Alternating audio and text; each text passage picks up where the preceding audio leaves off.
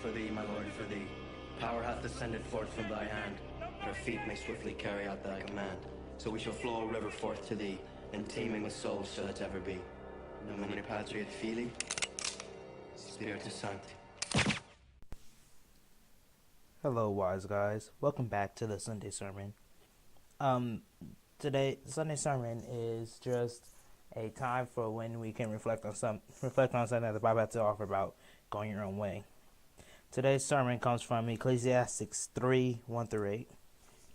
There is a time for everything and a season for every activity under the heavens, a time to born and a time to die, a time to plant and a time to uproot, a time to kill and a time to heal, a time to tear down and a time to build, a time to weep, a time to laugh, a time to mourn, a time to dance, a time to scatter stones and a time to gather them, a time to embrace and a time to refrain from embracing, a time to search and a time to give up, a time to keep and a time to throw away, a time to tear and a time to mend, a time to be silent and a time to speak, a time to love and a time to hate, a time for war and a time for peace.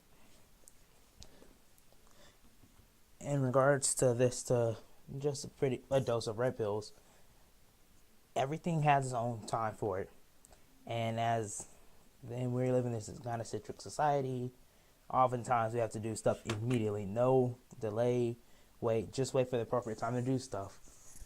Like, I'm just going to look at the black community. Most black people these days, especially as Tony Sotomayor put it, the niggly bears would just outburst at any small thing without taking a calm second to look and just a time to relax and time to make peace.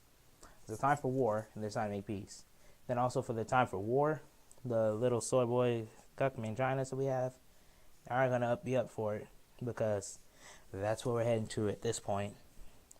But in regards to this in MGTOW, I feel that this is just something that we need to take heedance to just monitor what we're doing and make sure we're not doing anything in vain. Because there's no need, because why plow a field in the middle of winter, if that makes any sense of an analogy? I mean, it's no point in doing anything if it's the improper time to do it. Just like, why prep for marriage if you're not going to get married? It's no point. Well, today's just going to be short, just a little bit of Ecclesiastes. Anyway, this is Solomon, and wise guys, be wise.